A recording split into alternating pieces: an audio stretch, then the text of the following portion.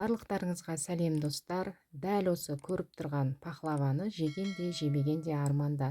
Міндетті түрде жасап көріңіздер, өте дәмді болып шығады. Және де каналға тіркеліп, видеоны соңына дейін қараңыздар. Алдымен ыдысымызға жұмыртқаның сарысын саламыз. Одан кейін осының үстінен қаймақты, яғни сметанамызды қосамыз. Менде 20% сметана. Және де еріп тұрған бөлме температурасындағы сары майымызды салып, үшеуін жақсылап араластырып аламыз. Осының үстінен қамыр қопсытқышымызды салып, тағы да бір қайтара араластырамыз. Енді дәмінде сөз жоқ, өте дәмді, әрі тәтті, шаймен ішкенге нағыз тәттінің бірі. Және де еректен өткізілген ұнымызды 2-3-ке бөліп, өте жұмсақ, әдемі қамырымызды илеп дайындап аламыз. Иленген қамырды міндетті түрде 15-20 минутқа тындырамыз. Кейін тынған қамырды алып, осылай видеодағыдай 4-ке бөлесіздер, 2 бөлігін үлкенірек қылдырып аламыз. Ортасына салғанға екеуін кішірек қылдырып бөліп аласыздар. Одан кейін оқтаудың көмегімен қамырды жаямыз. Астыңғы бөлігіне тым қатты жұқа қылдырмаймыз. Және де противенге орналастырамыз. Менде 20-30 үлкендігі. Астыңғы бөлігіне негізіне кішкене үлкенірек қылдырып алыңыздар. Жан жағына шығып тұрса ештеңке етпейді. Кейін оның барлық артық жерін алып тастайтын боламыз. Осылай қамырды орналастырып алған соң начинкасын дайындаймыз. Начинкасына жаңағы жаңғақпен қантымызды араластырамыз. Мен жаңғақты осылай блендермен өткізіп алдым. Кейін осының үстінен қантымызды қосып, жақсылап екеуін араластырамыз. Және де осының үстінен жұмыртқаның ағында қосып жіберсеңіздер болады. Мен бірақ қоспай, оны бөлек жағып шықтым. Салмасын дайындап алған соң, жұмыртқаның ағын осылай щетканың көмегімен жағып, одан кейін үстіне начинкасын салдым. Кейін екінші қамырымызды жайып, оны да осылай ортасына саламыз. Қолымыздың көмегімен созып жібересіздер. Және де оған да жұмыртқаның ағын жағып, одан кейін жаңағы начинкамызды саламыз. Осылай барлығын бірінің үстіне бірін кезек-кезек жасайсыздар.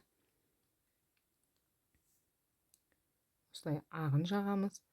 Одан кейін жаңағы салмасын, яғни начинкамызды саламыз.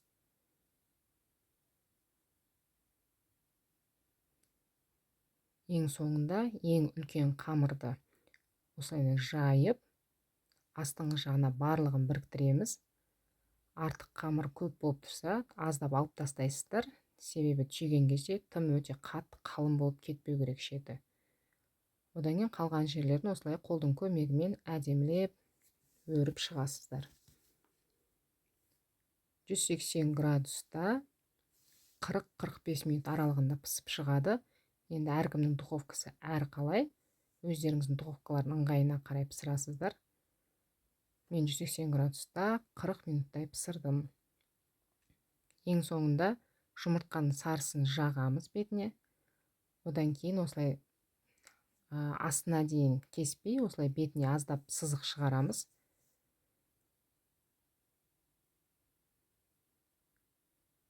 Осылай бірінші бөлігін ғана аздап осылай кесіп аламыз. Түбіне дейін кеспейміз. Барлығын осылай дайындап, одан кейін қиғашынан тағы да кесіп дайындап аламыз. Және де әсемдік ретінде бетіне қалған грек жаңғақтарын пайдаланатын боласыздар.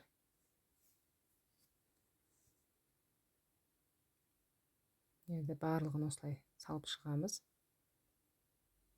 Енді дәмі деген өте керемет болып шығады. Міндетті түрде осы рецептпен жасап көріңіздер.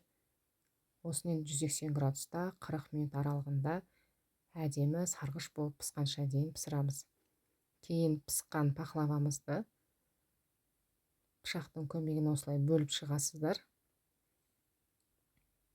Осылайына бет қабаттарын бөліп, одан кейін бұған сироп дайындаймыз.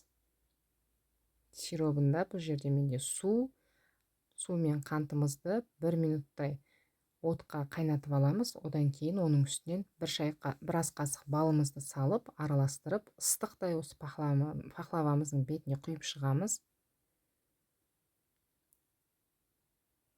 Және де бөлме температурасында кем дегенде 3-4 сағатқа толықтай суытып аласыздар. Міндетті түрде достар жасап көріңіздер, өте дәмді болып шығады. Және де каналға тіркеліп, комментарий қалдырып, лайк басуды ұмытпаңыздар.